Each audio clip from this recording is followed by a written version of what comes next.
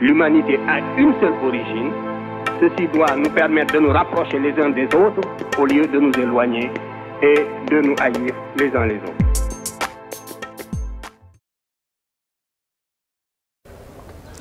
I'm Uchita de Souza. I come from Sri Lanka. I'm the Executive Director of Center for Environment and Development and the initiator and global facilitator of the People's Sustainability Treaties.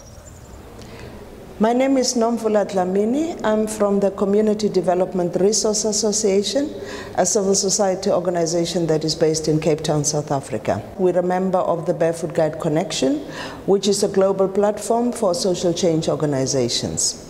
I'm Richard Sanders from Australia.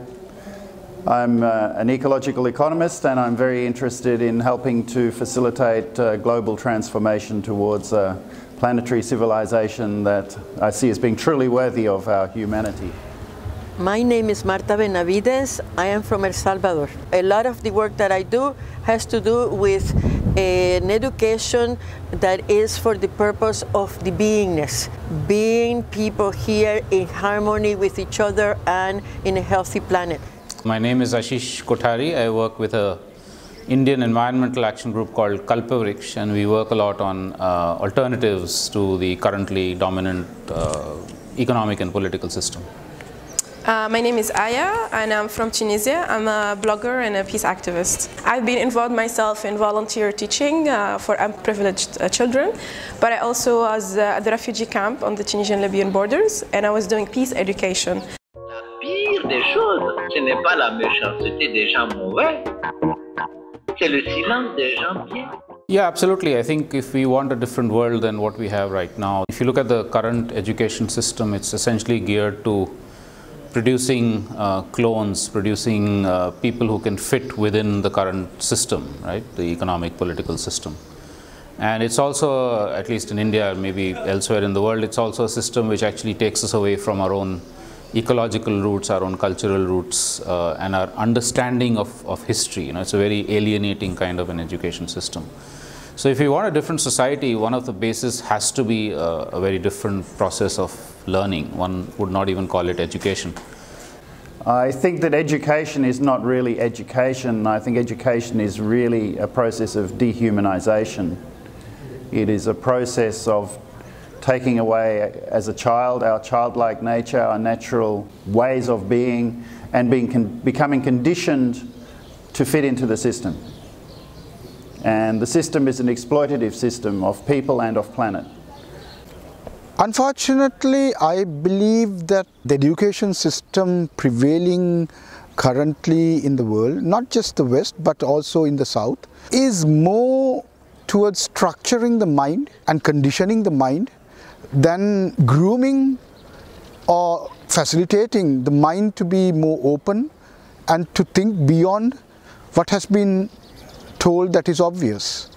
When I think about my own education, and maybe it's also because I went to an institution which adopted a very Eurocentric approach, I just think that what we knew and what experiences we had were not taken into consideration. We were regarded as blank slates. One of the difficulties about our current education system is that it sees people as consumers of knowledge.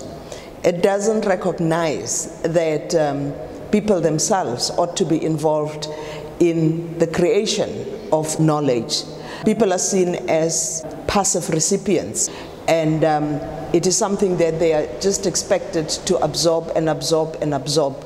Education is so formal, and it has to be with the curriculum, it has to be with grades, but we're not moving towards non-formal education. I think education is stuck in the institutionalization of it, where there is no space for the ones who are receiving the education to shape it. The whole notion of being a learner is slowly, maybe it's very slowly coming through, but we're not there yet. Although we speak about learners, there isn't a strong learning orientation to our education system. There remains a very strong teaching, and teaching as in telling. It really doesn't prepare anybody for critical thinking.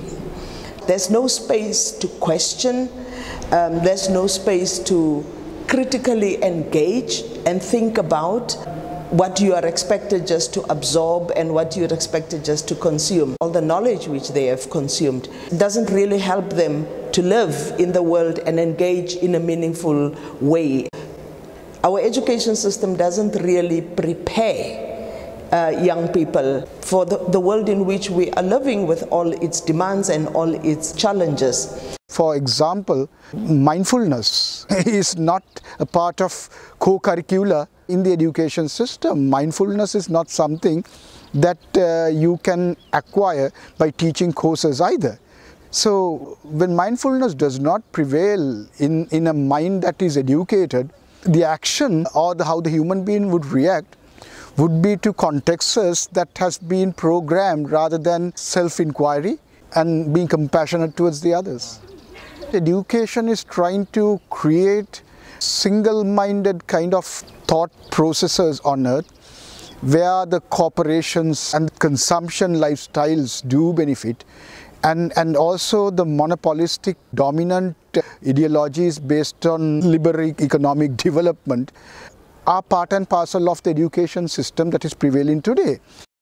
It has been imposed on us a way of thinking, where we think that we cannot do anything without money, for example, that we are not creative, that they have to empower us. Somebody will have to empower us, especially this is said about impoverished people, indigenous peoples, and especially about women, for example, and youth. I think that, the decolonization process starts with getting to know our own history and to understand why is it that we are where we are.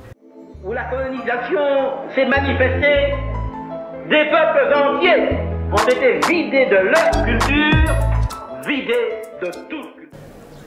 Well, in our context, it means getting rid of what the British legacy that was left behind with the colonial experience that we had, which is the fundamentals of the education system itself. You have these specialized institutions, they take you away from your roots and your community. I mean, in our context, for instance, one of the biggest problems is language.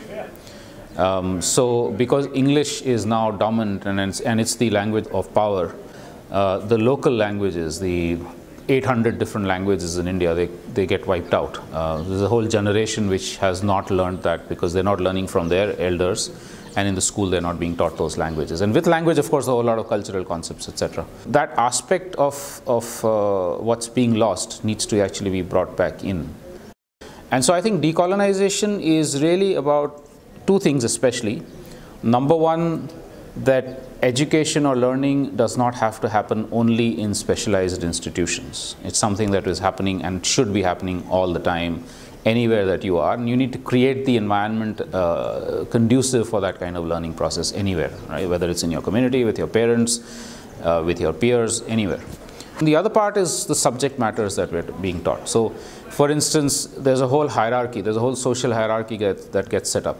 If you're doing computers, you're doing engineering, you're doing IT, etc., you're like high status. If you're learning, for instance, botanical classification or something like that, you're like fairly low. So in fact, some subjects are even just going out. And if you're saying I want to learn my Adivasi indigenous traditions, it's nowhere in the picture. So even this hierarchies of what is good to learn or what is high status to learn, I mean, that whole thing has to be also changed, which is also part of decolonization.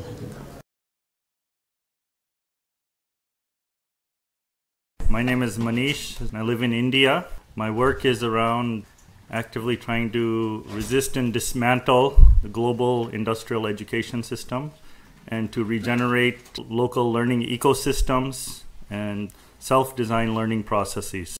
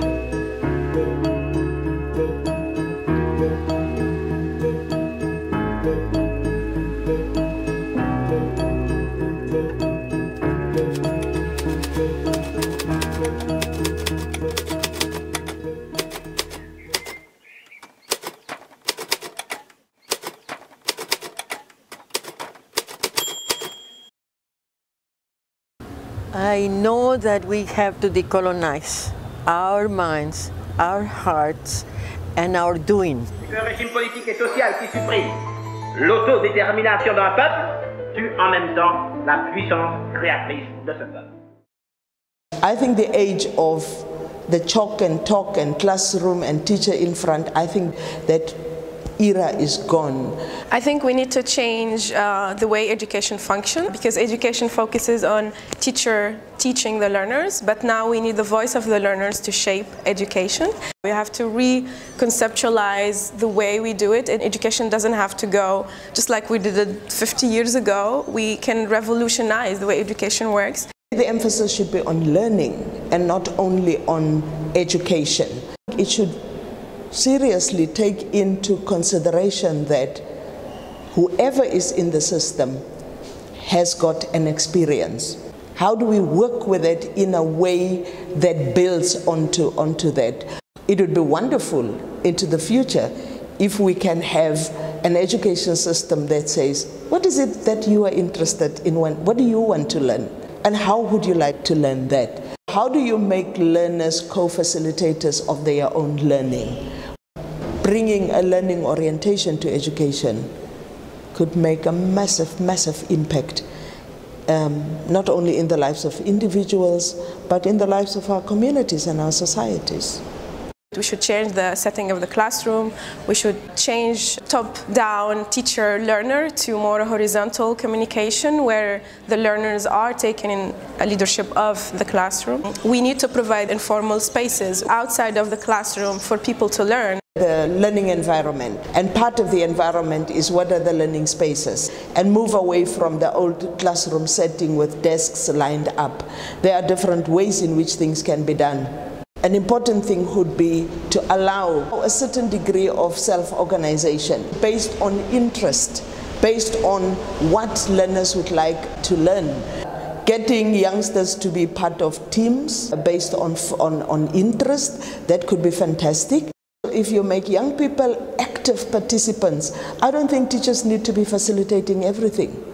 I think there needs to be space for young people to say, I'm interested in this, I know a little bit about this, I have researched this, and I would like to share it. I think teachers should be less of teachers and they should become more of facilitators, they should become more of accompaniers, they should become mentors, they should become coaches. Then their role is less about teaching, but their role is more about guiding, about supporting, about facilitating, about mentoring, about accompanying others on a process of learning. The education needs to be able to provide the capacity of a human being to understand what living on earth means. I think human beings have a tendency or natural inclination of goodness. Whether education can open up and harness goodness of the mind is the issue. To be compassionate, to be caring about what is around you. For me, one of the critical things in terms of education is, can it provide an individual with the skills, the knowledge, and the attitudes to be able to transform their own life. And transforming your own life should be transforming your thinking, transforming how you engage with others, transforming and informing how you see the world and therefore how you engage with the world. I mean, knowledge is just knowledge. It's a dead thing. But if you are helped in the process to use that knowledge, to use the skills, to change and transform your own life, then we say you have been prepared. I think the social transformation, it's a process that involves individuals changing together en masse. I think the educational praxis for this is dialogue, very much in the approach of Paulo Freire and the pedagogy of the oppressed. Through dialogue we can shift our mindset, we can create new social conventions, transforming both self and society in the one process. Yeah, we need to reconceptualize learning completely. You know, a lot of indigenous peoples or local communities, their processes of learning are where the children are doing things as part of life, as part of the lifestyles that they have. They go into the forest, they go out fishing, all of that. Now, when education is brought there, they actually get taken away from that whole environment. So what we need to do is an educational system or a learning system which brings back the community learning spaces that have been taken away, brings back ways by which you can reconnect with your natural surroundings, and brings a feeling of solidarity and sharing and caring rather than, you know, competition and sort of intense conflict kind of situation. The thing is that we're learning all the time, you know, all those advertisements everywhere, Coca-Cola, cigarettes, you know, H&M, you know, like whatever, this is the way that you look beautiful and better, and you know, the way that we are made to think, so we are following instead of leading our life. And I think that the education has to be a process, and is a process. We are all the time constantly learning, but we have to learn to see with a critical perspective and give value to what needs to be valued. You know, the planet, the care of the planet, the care of people. We call it education, but education is to evolve, to be a complete flower. By the end, we end our life. To tell you the truth, for example, for me, everything is a learning and unlearning. What I am sharing with you is not something that really I learned in school. I have learned it as I have lived it, and as, you know, my parents, my mom, my dad, my sisters, my community, you know, I am always open to learn. The learning also needs to go to the roots and learn from communities, people. The lifestyles, aspirations of general people do have certain levels of wisdom that gets missed in between the translations of the academics and the intellects. So learning systems should appreciate and understand that there is serious amount of wisdom in the communities, not just indigenous but the local communities and so on, that can expand the understanding of living sustainably on earth. My vision is one where institutions open themselves to other institutions as sources of learning, and learning doesn't only come from a textbook, but it comes from interaction with the real world. That could be really fascinating. Say at the start of the year you come together and you say, what is going to be the important content for this year, right? And you look at what is happening locally in our context, what is happening nationally in the country, what is happening globally, and allow these events to inform and shape the content. We don't have to learn as much as we have to be mindful and decide to live in that mindfulness. And the best way to unlearn something is to decide to live what we might say the other, you know, being the way that we should be.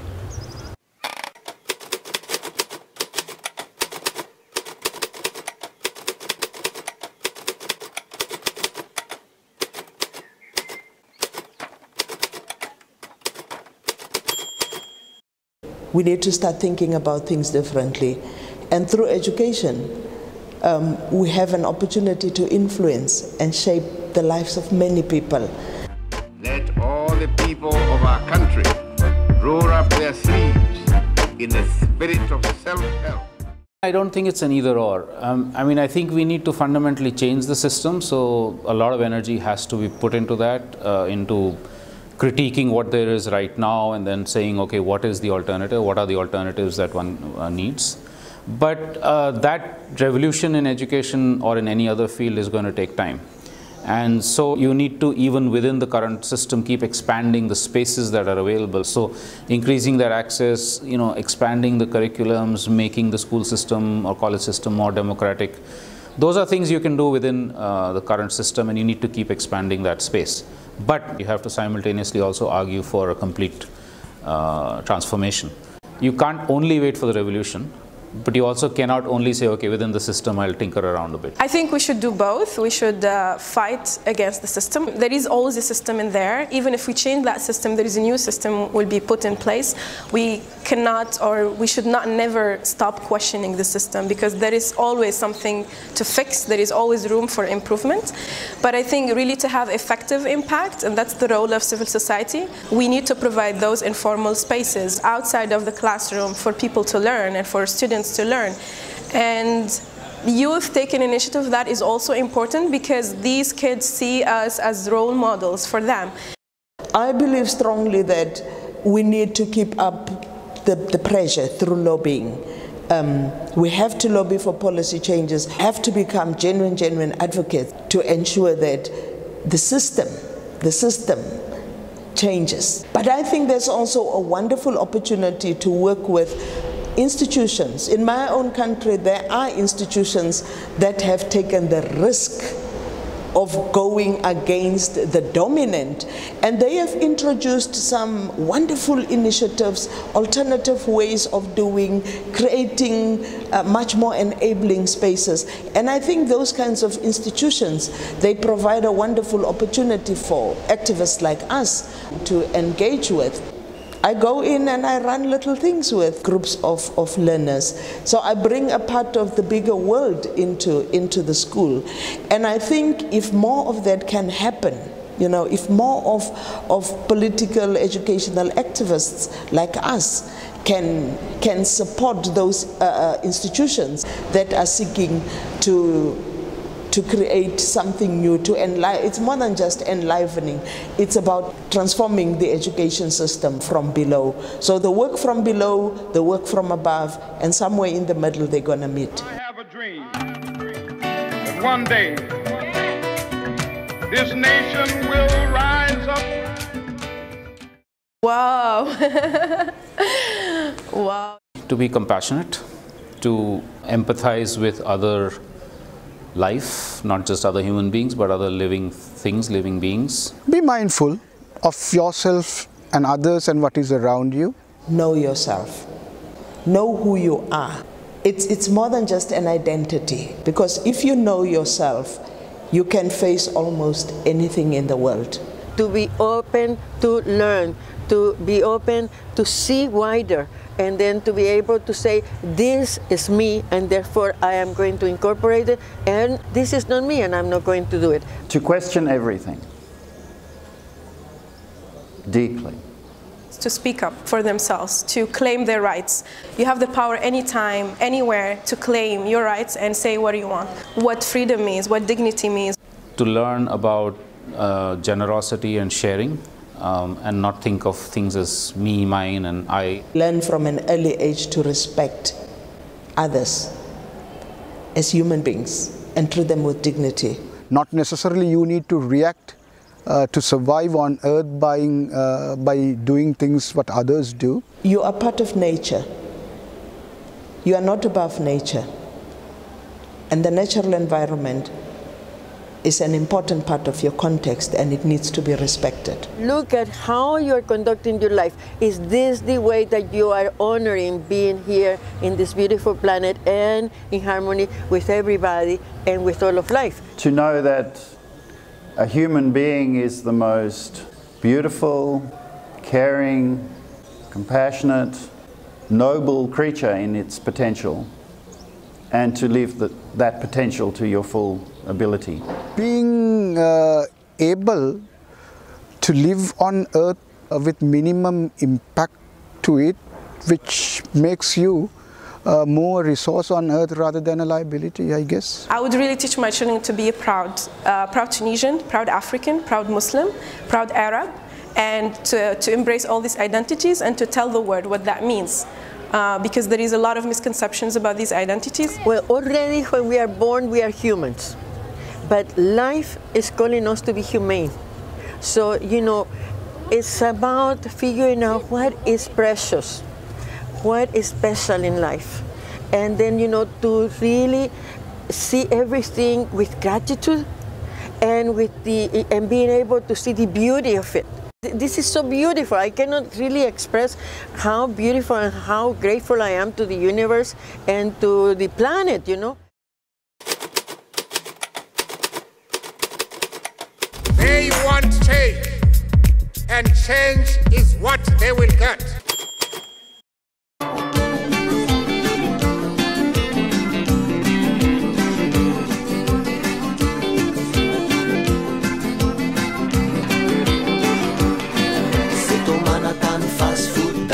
Sénégal, cinéma, le Paris, demain je serai parti. La gare, Dakar, Bamako, Mopti, y a pas de problème, tout va bien. Aujourd'hui je me marie, j'ai confiance, amour, solo, Gao, l'Algérie, Tunisie, Italie, y a pas de problème, j'aime au